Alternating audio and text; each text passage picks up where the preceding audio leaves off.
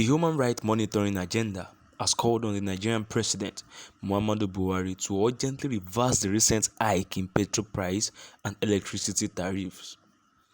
While speaking with journalists in a press conference, Mr. Lekan Alabi, the board chairman, strongly noted that failure to reverse it will cause mobilization of the masses for mass action against the administration. Also, the executive director, Comrade Buna Olaitan Isiak, described the increment by the government as heartlessness, while clamoring for the immediate reversal. Solidarity forever, solidarity forever, we shall always fight. In its historical responsibility in rescuing Nigerians from cutthroat economic hardships foisted on us by brutal and repressive governments being led by Mr. Muhammadu Buhari, hereby calls the Nigerian people to resist the callous and ungodly increase in petroleum products with attendant spiral inflation of all products, and call for immediate reversal of the hike in essential commodities. The consequence of failure to reverse the increment is to mobilize the masses for mass action, among other civil disobedience options, against the heartless government of Mr. Muhammadu Buhari, who rose to power on trust with the forlorn hope of making Nigerian state that works for all.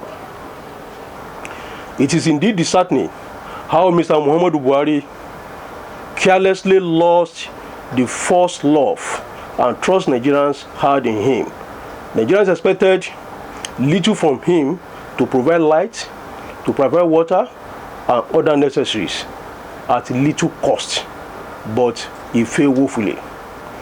Under his integrity-coated regime, Nigerians are confronted with anti-people policies of value-added tax increments, hike in electricity tariff, and deliberately devaluation of naira, among other hardships on the citizenry, despite the wound already inflicted on the populace by the COVID-19 global scourge. In this struggle, there is no room for sitting on the fence. It is between the people of the Federal Republic of Nigeria and the few oligarchs. The labor unions and other pro-democracy groups must rise to the occasion and be on the side of the people to demand for total reversal of the hike in petroleum products and other services. The people we elected into power, yes, we do respect. We are saying we don't have any personal grudge with Mr. President, but we elected them, the president, the members of House of Representatives, the various House of Assemblies, to go and manage our commonwealth. And when we now realize that we, the real owner of the resources, are suffering, and they are growing fat with big pot bellies on our commonwealth, definitely a normal person will ask questions. They are now pushing Nigerians to the world to the extent that not only asking questions now, but demanding. And they should not frustrate people to wear what we don't want. Anarchy is never desired in with any sane organization. Revolution is a better option because it will be well coordinated and arranged. The present Nigerian government is gradually losing its legitimacy. In 2012, from what you asked, the NLC, the TUC, with some of our civil societies, pro-people civil societies, allies, we did this Occupy Nigeria thing because of certain situation that was actually being revealed. Now, the same thing is gradually happening. We have no options, sirs, gentlemen of the media. We have no options. We see them all around. They are not living in the moon.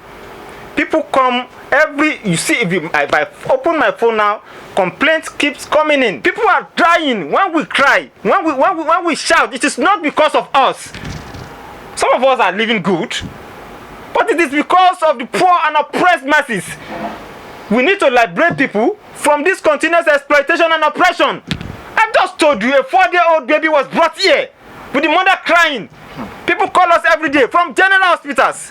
They can't afford it. All these people in government, their family don't attend government hospitals. Go to general hospital. We go to prison. We go to general hospitals. We go everywhere. We see what is happening there. They are elected in that offices not to go and be living big, but to be representing the downtrodden. And once they fail, they should accept that they have failed us. Mr. President promised us during the period, the tenure of the PDP, he promised us. Promised refineries. He promised refineries. He promised many things. He promised us heaven on earth. Not knowing that he came now, and the people continue to suffer. So they must accept that they have failed.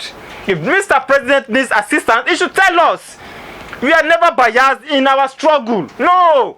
The human rights monitoring agenda have credible leaders. We are never biased. The Mr. President should tell us that he has frustration, that he's being frustrated. He should join the working people. He should join the masses.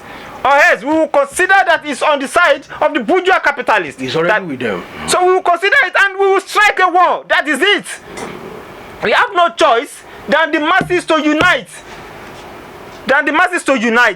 So on what we will do with our, as been answered, we are going to meet. Deliberation is going on every day and night.